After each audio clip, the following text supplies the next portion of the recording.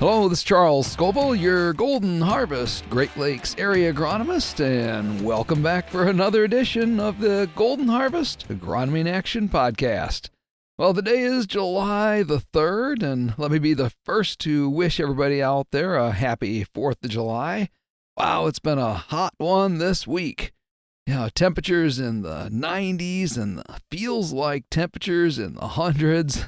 Along with some extremely high humidity levels, has just made this crop move right along, but it's also maybe done some damage to the crop. We're going to talk about that in today's podcast, and we'll focus in on what diseases may be suppressed or may explode in both the corn and soybean crops now and into next week. So, grab your cup of coffee and let's talk agronomy. So if you're like me, you're probably sick and tired of hearing about all the heat wave on the news every day and ready for summer to get back to normal for a while, though I'm not always sure I know what normal is anymore.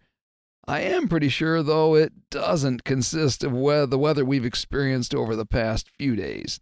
Now, with that said, the biggest question I received this week were around how these hot temperatures will affect our corn and soybean growth and development. Now, as always, these conversations, they revolve around the basic concept of agronomy answers. Well, it depends. But more specifically, it depends on a number of factors. First off, it depends on the stage of growth of the corn and beans in question. Corn that's under heat and drought stress at that V5 or 5 visible collars growth stage can definitely negatively affect the development of the number of rows around on a corn ear set. Then corn under heat and drought stress during those V6, 7, and 8 growth stages, can affect the number of kernels long on a corn ear. And it also causes, some of that potential for risk loss there. But the greatest risk of yield loss when corn is in its reproductive stages, that's where this type of stress can cause things like poor pollination or kernel abortion, which can both result in some extensive yield reductions. So the good news is that most of our corn today is still in that vegetative growth stages, and though it has been hot, most of our soils have had enough moisture in them to keep them from becoming too droughty.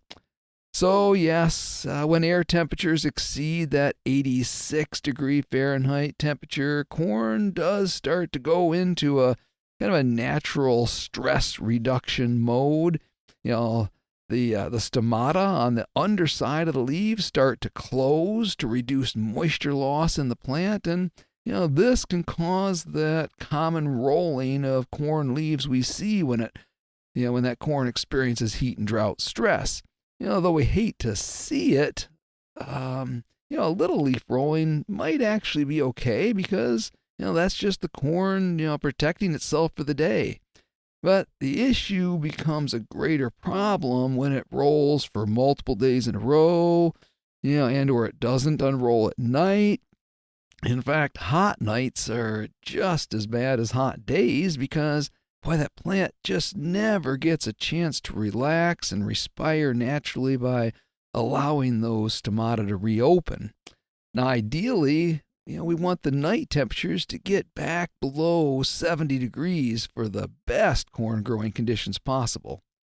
Now, our potential yield loss, of course, also depends on the soil type of each field and the previous stresses on, those corn crops in question.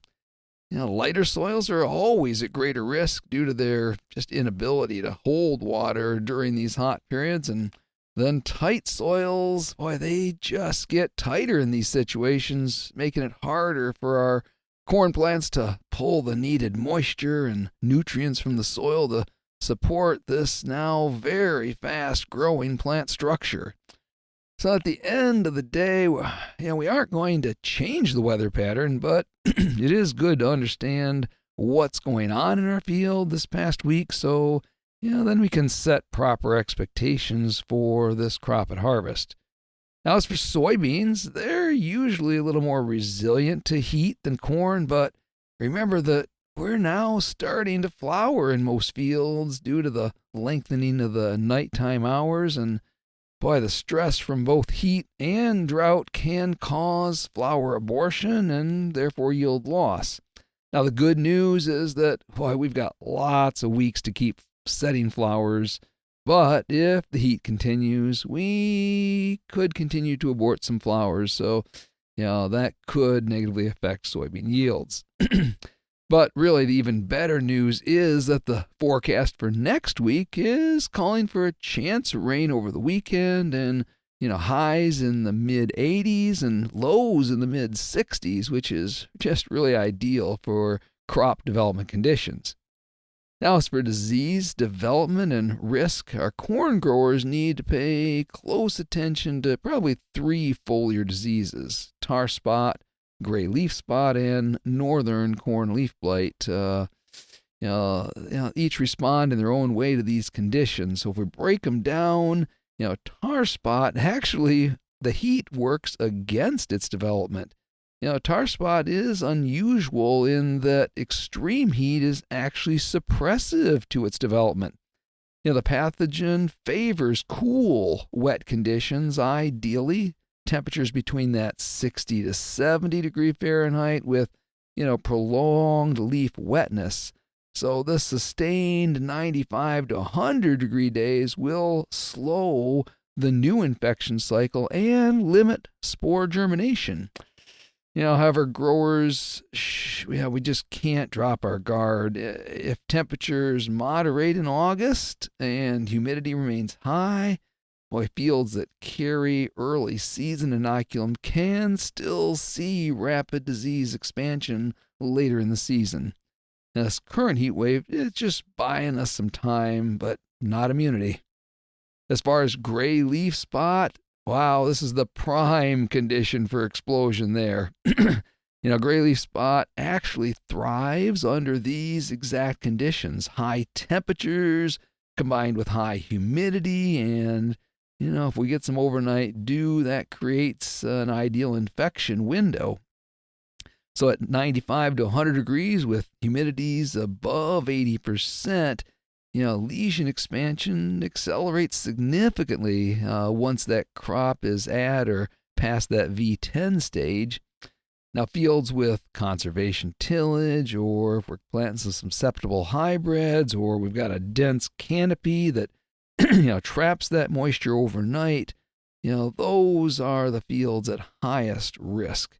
So my recommendation is to, for gray leaf spot, we're going to scout those lower leaves first because, lesions, they progress and then move up the plant. So if gray leaf spot is already present below the ear leaf before tassel, then a fungicide application is pretty strongly warranted for those fields. The last one is northern corn leaf blight, and that's what I consider a moderate concern right now. So northern corn leaf blight, it prefers warm, humid conditions, but is somewhat less aggressive than the gray leaf spot under these peak heat temperatures. Those things above that 95 degrees can marginally slow the spore production here, though the sustained humidity keeps the infection risk pretty high. Now, damage is typically most economically significant on susceptible hybrids, so plan to scout alongside of gray leaf spot, where you're doing those evaluations, and then treat it as a kind of a secondary threat in most situations, unless your hybrid does have a known susceptibility rating. The bottom line is this weather pattern is a green light for gray leaf spot, probably a yellow light for northern corn leaf blight, and tar spot pressure is suppressed for now. But monitor it closely as conditions, they're going to shift. We're going to prioritize scouting from that V10 through tassel here over the next couple weeks, and then make those fungicide timing decisions based on canopy wetness, hybrid susceptibility, and disease present at or above that ear leaf. Now, on the soybean side of disease concerns, this time of the year, the biggest question is around white mold development. And what we know about white mold is that it thrives in cool to moderate temperatures, with peak infection occurring between 60 and 75 degrees Fahrenheit. So, when temperatures push into the 95 to 100 degree range, that apothecial germination, which is the critical step where the fungus produces spore-releasing structures in the soil, it's significantly inhibited. The pathogen simply can't complete its infection cycle effectively at these temperatures. So, in that sense, an extended heat event during late June offers a brief window of reduced risk. But the high humidity we're experiencing kind of complicates that picture. Though most fields I drive by currently still have a relatively open canopy, those who have already achieved a little more dense closed canopy, they can trap moisture at the soil surface. And boy, this closed canopy creates a microclimate temperature far cooler than the ambient air temperature, sometimes 15 to 20 degrees lower at the soil surface. Now, in those conditions, even during a heat wave, the soil surface and lower canopy, that can remain favorable for the sclerotia germination and the apothecial development. So fields with high plant populations, irrigation, or heavy residue are still especially vulnerable to this microclimate effect. Now, the real danger window arrives when temperatures break from the heat event and then they drop back into the 70s, 80s, with that humidity that remains elevated. We might be seeing some of that next week. So if that temperature break coincides with early flowering, that kind of R1, R2 stage, then infection risk spikes sharply as, these open blossoms, they're the primary infection point. The bottom line here is that the current heat wave may delay white mold pressure, but it doesn't eliminate it. So considering an R1 fungicide application of a fungicide specifically recommended for white mold control, that's my typical recommendation for those high-risk fields. Now, the other soybean disease of concern right now is still Phytophthora root and stem rot. Now, this is a year-round threat in soybean production, but late June, early July conditions, particularly the combination of 95 to 100 degree temperatures and high humidity, they can create a complex and potentially explosive disease environment. What we know is that Phytophthora is a water mold, or an oomycete. It means it depends on saturated or near saturated soil conditions to produce and release those zoospores, which are its primary infection units. Now, high humidity paired with heavy rainfall and poor drainage or compacted soils, that creates exactly the wet soil environment where these zoospores swim toward the roots of soybeans and they initiate that infection. So temperatures between 77 and 86 degrees are optimal for Phytophthora activity, but the pathogen remains aggressive well into the higher temperature ranges when soil moistures remain elevated. Now, sustained 95 to 100 degree Fahrenheit air temperatures can slow the zoospore production and movement in the surface soils, as they dry out between rain events. However, the subsoil layers and those low-lying areas, fields often retain moisture even during these heat events, and that keeps the infection pressure alive where roots are actively growing. Now, heat stress on the soybean plant itself compounds the problem because, those heat stress plants have a reduced ability to mount a defense response, making even particularly resistant varieties a little more vulnerable than normal. So therefore, fields with a history of Phytophthora or heavy clay soils, poor tile drainage, or, compaction, they're at the greatest risk, during this weather pattern.